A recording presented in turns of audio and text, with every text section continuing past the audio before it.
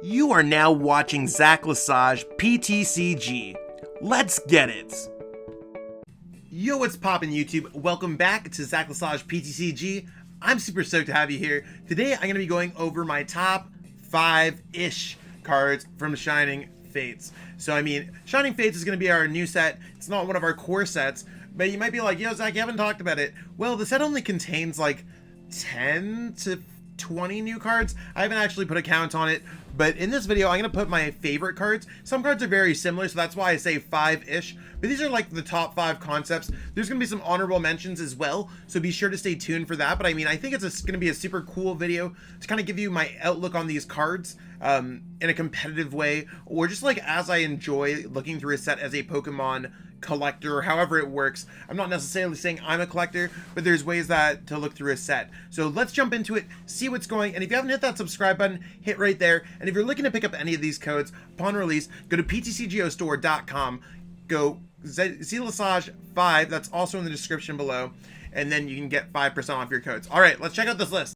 Coming in hot at number 5, we got Yveltal, amazing rare, and we got Reshiram, amazing rare. I mean, again, it's one of those things I do want to explain myself. I am including a lot of 2 of similar copies of cards when it comes to making this list. So we're going to start off with Yveltal here first.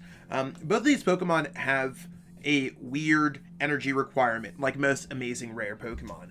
However, both Yveltal and Reshiram can knock out 2 to 3 prize card Pokemon with relative ease despite their energy cost. So if you think about like ways to power up Pokemon, Yveltal can get powered up with a welder. That's fire, and then the double colorless requirement would be taking care of a welder easily. That means that you could get on a dark energy with like a turbo patch, or the psychic energy with a turbo patch, or just normally attach those. And as much as it's like really hard to kind of build up an Yveltal, at the same time, you're able to just go like knock out an Eternatus VMAX, or knock out that Pikarom or Mewtwo and Mew. So the way that I look at it, it's one of those things where you could just knock out some big Pokemon, especially if there's some more support for Psychic or Dark Energy acceleration. I think this card could be pretty good. Tag Team and VMAX Pokemon have kind of been ruling our format for a minute right now, and this seems like it would have a strong answer to it. Reshiram's very similar, however, its attack cost is a little bit easier to acquire because you can go Welder, Tapu Koko, Prism Star, naturally attach, or you could even just go Turbo Patch as well on this Pokemon, doing 270 damage at the small price to pay of doing 60 damage to yourself is huge, especially considering how easy it is to build this Pokemon up compared to most amazing rare Pokemon. So I'm not entirely sure if these are going to break our metagame. I don't necessarily think they are, but they are really cool options, especially as more and more cards are going to come out. Maybe new acceleration methods are going to come out, and these really seem like a strong indicator that there's like maybe more competitive cards that we saw in this set than we originally thought. Coming in at number 4, we got Ball Guy. Ball Guy allowing you to search your deck for some ball cards seems like an incredibly strong kind of thing going on. If you like, I know Quick Ball is not in the sets, but I did put Quick Ball there for reference just to kind of show you like what it can actually do. Just being able to search things out is always going to be strong, and I've thought of a few ideas on how it could like work. So 3 different item cards with ball. You grab Pokeball, Quick Ball, Great Ball. I mean, we have Level Ball coming out, and that's not even talking about the expanded format that we currently like. Expanded's pretty popular. You could add Ultra Ball in there, Heavy Ball in there. I mean, there are quite a few ball cards. Ball Guy being able to search out 3 could actually see or lend itself to some new engines. In the past, we've seen kind of these Pokeball engines that allow you to draw cards very quickly, or go through and directly search the cards with cards like the Dedenne, Crobat, the upcoming Kricketune V. Like, there's a lot of cards that allow you to draw cards based off these ball cards. So you can't necessarily view it as it's going to search for some balls. It could directly search for a draw 6 or discard your hand, draw 6. I could even see an Eternatus build using quick ball, level ball, and great ball, just kind of all together being, or even Pokeball. I don't really even see an issue with Pokeball. Grabbing out a bunch of Pokemon, playing them down all onto your bench, and then going for Crobat at the end. It gives you a really good consistency out. And I mean, I think this has an opportunity to make a new engine of decks. So I view Ball Guy as a powerful option, similar to Marnie in Professor's research. So it's one of those things where this card's either going to do nothing or see play in fringe decks like Mad Party and stuff like that, or it's going to be quite good.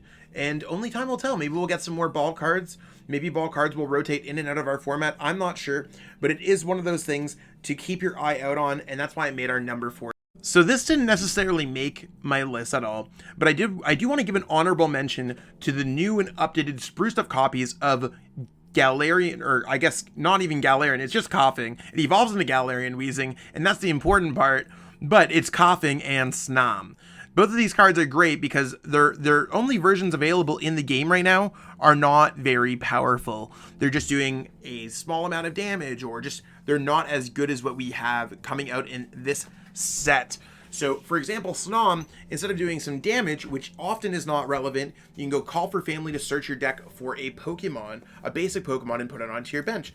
Coughing has Ascension, an attack that we've see success on things to allow Trevenant Break become a tier 1 deck at one point. Maybe we'll see it Ascension into a Galarian Wheezing. That might see some competitive play. So these cards make other cards in the format better.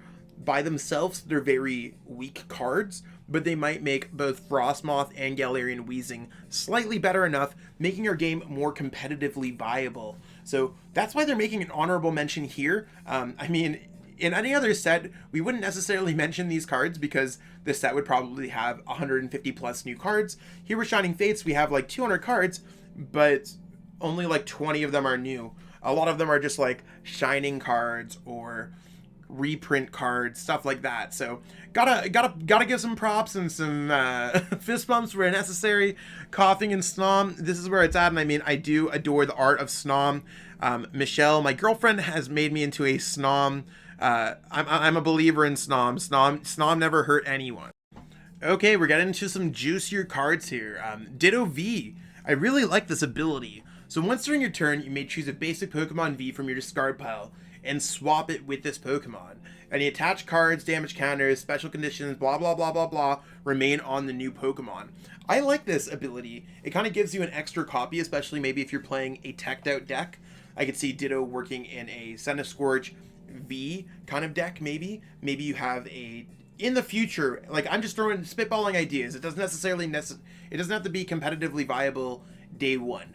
But let's say you got a Talonflame V, a Centiskorch V, you could be like, yeah, you want to know what? One of these cards is particularly good in this particular matchup.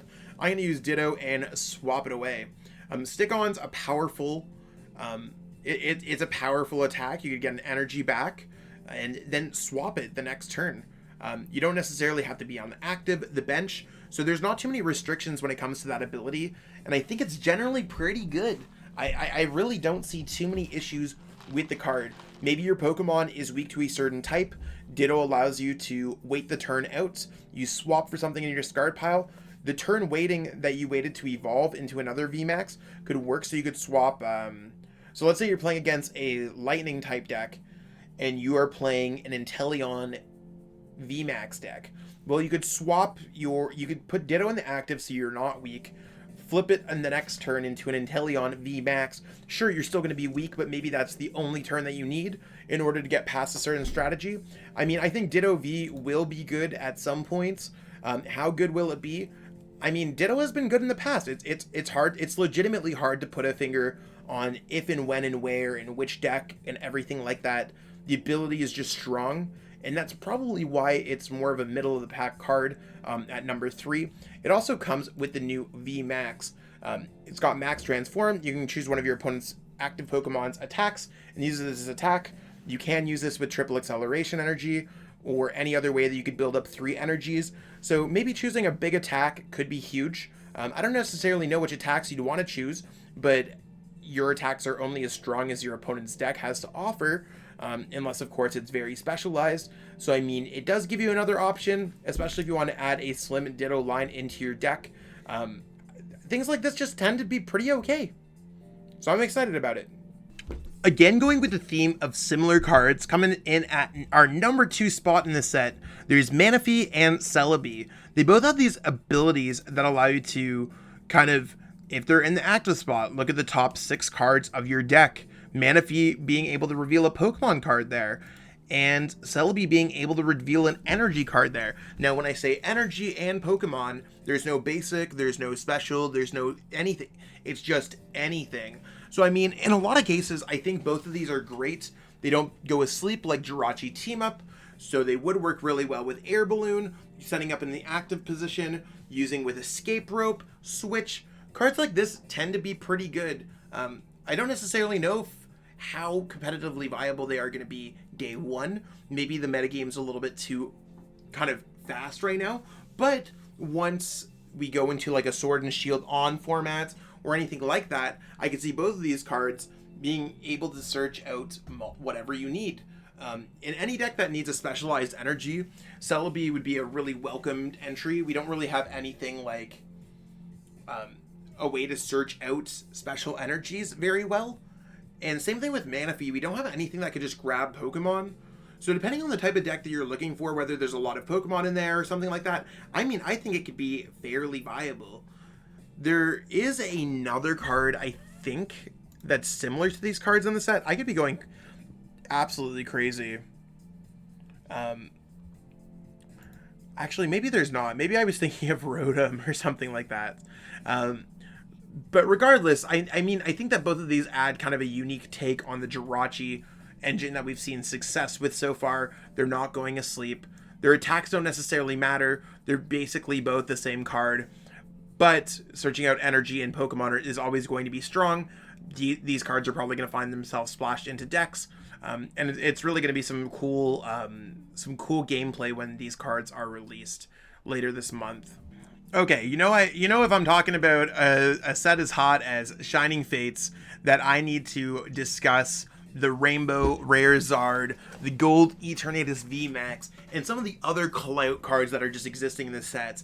Whether you're like a player or collector, a lot of these cards look super cool. A lot of them are in their shiny versions. A lot of them are going to be quite valuable both online and in real life, making this a very desirable set for collectors. And I mean, some players alike.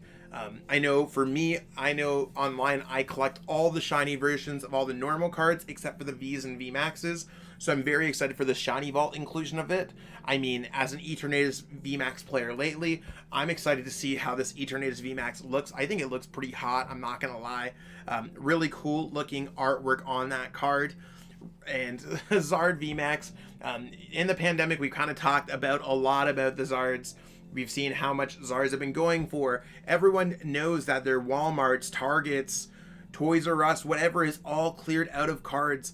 It kind of just deserves another mention, and it's just a really hot. It's a hot set. It's one of those things. It's not going to add a whole bunch of competitive viability to our game, but it's a cool set. If you see it, you probably should buy it because it's a good investment. This is what makes this set hot. I did want to bring it up. Normally I'm a little bit more competitive focused, but I did want to throw this out here on the channel as well. And coming in at the number 1 spot, I'm sure most people already expected this. There is the Shining Fates. It is in Shining Fates. We got Rusted Sword and Rusted Shield.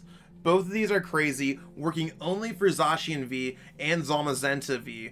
Zacian V getting a buff 30 damage to the active. I mean, you don't need an Arceus to Algopalkia ADP to do that. You don't need a lot of things to do that. Just doing an extra 30 is going to be huge for that deck. It's probably going to see some play in Luke Metal. Both these cards can see play in Luke Metal. But just doing extra 30 for a specific Pokemon that's already one of the best Pokemon ever printed is just like, cool. How can we kind of boost this Pokemon any better? This card is, I'd say it's slightly disgusting design. I'm not going to lie. It's one of those things where I'm like, I don't know why they printed this card. I'm sure I might benefit from it playing it. I'm sure I might lose to it when my opponent drops it. And going into Rusted Shield, Zamazenta V gets an extra 70 HP, So you can kind of just like juice that Pokemon up, give it a bunch of extra HP, maybe you could tank a few extra hits. So if you're playing a defensive version, you got the offensive and defensive version, really playing to the Sword and Shield name. But it is one of those things where I think both of these cards will see success. I think Rusted Sword is slightly better. Usually offensive things are better than defensive things in the game. But it's something, maybe history will change itself, I'm not sure. But I am excited for both of these cards to get released, maybe get a chance to play some games on it, and it really allows this set to be just so good in terms of just like adding a little bit of competitive viability. Again, it's not a core set, so if you're looking at it and being like, this set's not changing anything, yeah, I totally get it. But these handful of few cards that I've shown in this video can definitely be implemented in a handful of decks. They can spruce up a few decks, making it slightly more exciting, slightly more engaging. And I mean, I think the set's kind of cool in general. So, I mean, let me know if you think these should be the #1 spots. Well, hopefully you enjoyed looking at the cards that I enjoy from the set. Let me know what cards you enjoy from the set. Maybe there's something I missed, a broken, busted combo or something. I tried to put similar cards together, not to make this list repetitive, just my general thoughts on how this might affect our metagame, how it might affect our collector's market, however you want to take this video. I'm just trying to diversify my content as I grow as a content creator, so let me know if you like this type of content. If not, I mean, I'll just divvy it up and come up with something else that's cool. Anyways, thanks so much for watching. Don't forget to hit subscribe and have yourself a great day. Peace out. Thank you so much for watching and supporting the channel. If you haven't already, it'd mean the world to me if you could subscribe to help support me as a content creator. Thanks again and have yourself a great one.